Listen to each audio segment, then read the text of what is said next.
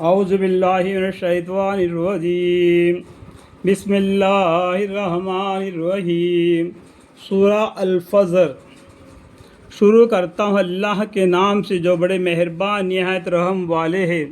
قسم ہے فجر کے وقت کی، دیکھو اللہ تعالیٰ قسم کھا کر فرما رہے، قسم ہے فجر کے وقت کی اور ذی الحج کی 10 راتوں کی۔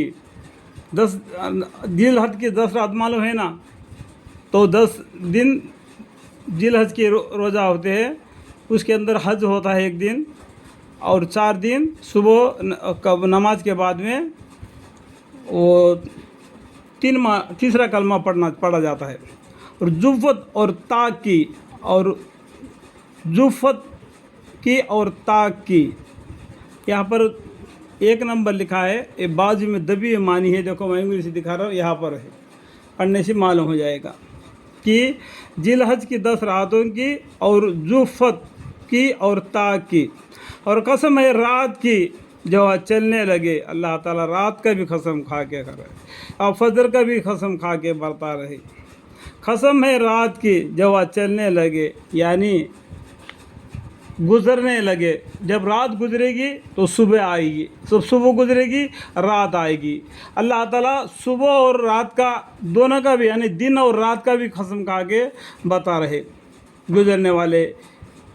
کیوں اس قسم مذکور میں عقل مند کے واسطے کافی قسم بھی ہے، یعنی عقل مند کے واسطے جو سوچ سمجھنے واسطے کے لیے کافی ہے۔ اس کے اندر دیکھو دن میں 5 وقت کی، یعنی دن میں 3 وقت کی نمازیں آ گئے، رات میں 2 وقت کی نمازیں آ گئے، اور صبح اور نفل نمازیں آ گئے۔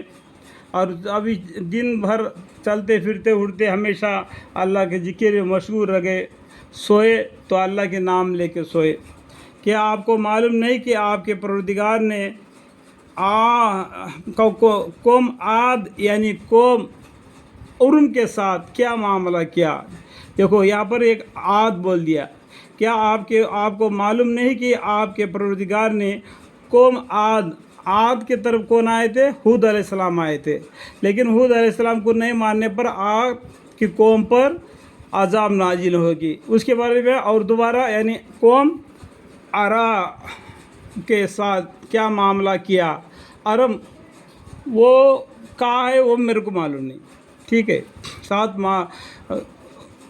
ارم کے ساتھ کیا معاملہ کیا، جن کے خندق واقعات ستونوں جیسا دراز تھے، جیسا ہمارے پاؤں ہیں نا، ان کے پاؤں ہیں تاڑ جھاڑ کے جیسا ہوتے، موٹے لمبے بڑے اونچے آدمی تھے، لیکن وہ اتنا گھمنڈ میں رہ گیا تو اللہ تعالیٰ ان کو ایسا پامال کر دیا جیسا کہ کھیت جل گئی ہو، آگ ٹھنڈی ہو گئی ہو۔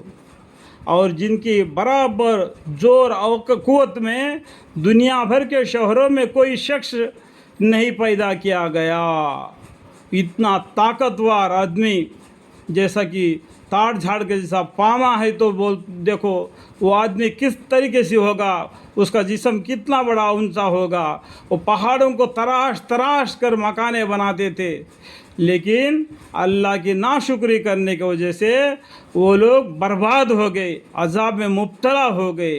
یعنی عاد کی قوم ارم، یہ بہت طاقتور تھے، پہاڑوں کو تراش کر مکانیں بناتے تھے اور اتراتے تھے، پیغمبروں کو جھٹلاتے تھے اور مذاق اڑاتے تھے، اور اللہ کے حکام کو اس ٹائم پر جو کتابیں نازل ہوئی ان کو جھٹلاتے تھے، پیغمبروں کو دیوانہ یا شاعر کہتے تھے، اور کچھ پیغمبروں کو تو زندہ مار دیتے تھے۔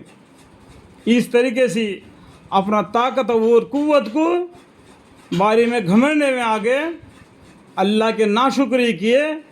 اللہ تعالیٰ نے ان کو اتنے طاقتور ہے پھر بھی ایسا پامال کر دیا، ایک ہوا ایسا آ گیا جیسا سب اڑ کر ہوے میں کھیلنے لگے، یا ایک آواز فرشتے نے پکار دیا تو کانوں میں سے ناکوں میں سے خون بہا کر مر گئے، دب گئے، جیسا گھروں میں کبھی بسے ہی نہ تھے۔